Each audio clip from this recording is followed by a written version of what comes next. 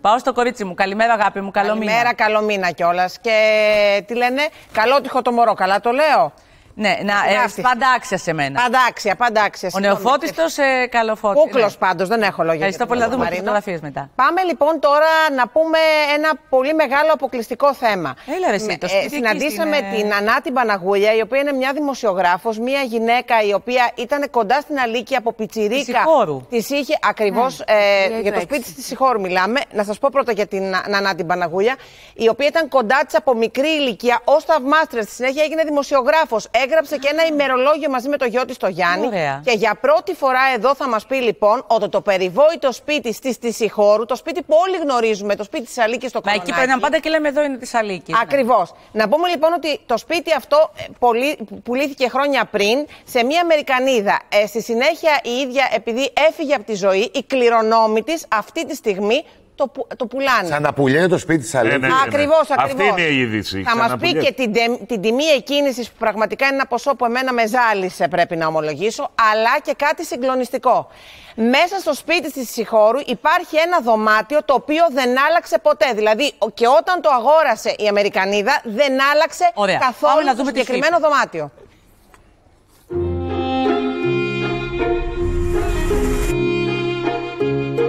Νέλα Παναγούλια, μία θαυμάστρια της Αλίκης Βουγιουκλάκη που έχει την τύχη να τη ζήσεις. Είναι χαρά μου να μιλήσουμε για ένα πρόσωπο που αγαπώ πάρα πολύ. Το θεωρώ το γούρι μου. Τελικά το δυνατό σημείο της Αλίκης Βουγιουκλάκη ήταν το χαμόγελό της. Εντόπισα και ένα άλλο δυνατό σημείο που ήταν ένα σπινθυροβόλο βλέμμα. Και φυσικά το χαμόγελο αυτό που, Χριστέ μου, δεν μπορεί να το ξεχάσει κανένας ακόμα και σήμερα. Κοιτάζοντας το πρόσωπό της, εκπέμπεται τόσο φως. Ήτανε πολύ ζεστή και γλυκιά με τους δικούς της ανθρώπους και σίγουρα αυτό που τη χαρακτήριζε ήταν ο δυναμισμός.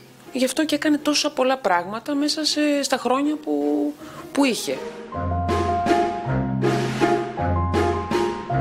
Εσύ είσαι στην Αλίκη Βουγιουκλάκη και το 1990 όταν ήταν με τον Κώστα Σπυρόπουλο. Ναι. Ήταν ένας άντρας που τον ερωτεύτηκε πάρα πολύ, όπως λένε. Ήτανε παντού μαζί. Δηλαδή και στις εξόδους και στο θέατρο. Οπότε ήταν σίγουρα ένα πολύ δεμένο ζευγάρι. Και πιστεύω ότι ο συγκεκριμένος μέχρι και τελευταία στιγμή τη στάθηκε πάρα πολύ μέχρι την τελευταία της ανάσα.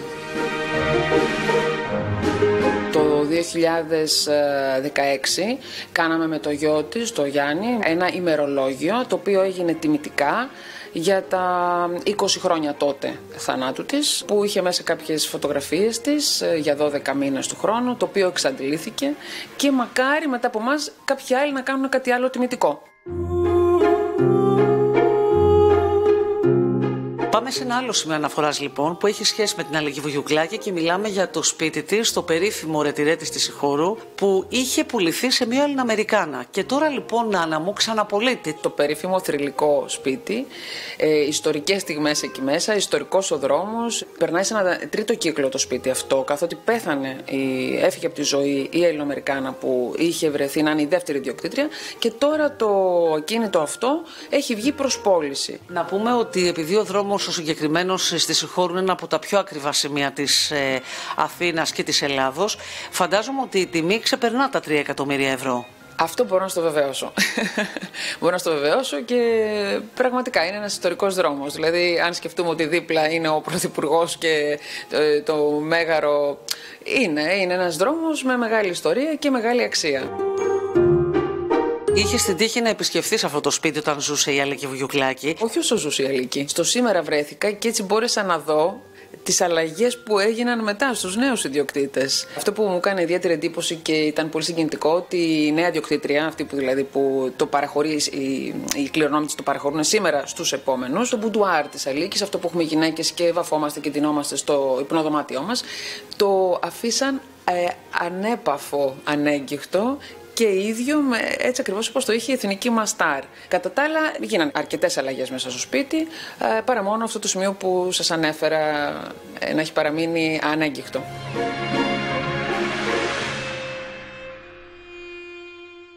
Τι όμορφα πράγματα μας κάνει η Παναγούλια. Την ευχαριστούμε πολύ. Εξαιρετική. Εμένα μου έκανε λίγο τώρα σπούκι, λίγο τρομακτικό όλο αυτό το πράγμα. Δηλαδή το μπουντουάρ της Αλίκης Βουγιουκλάκη τόσα χρόνια να έχει μείνει ανέγκυχτο. Και λίγο δηλαδή. Όταν λέμε ανέγκυχτο. Και να μένω δίπλα, να πάω σε μουσείο. Ήταν Αμερικανίδα δηλαδή. Δεν ξέρω αν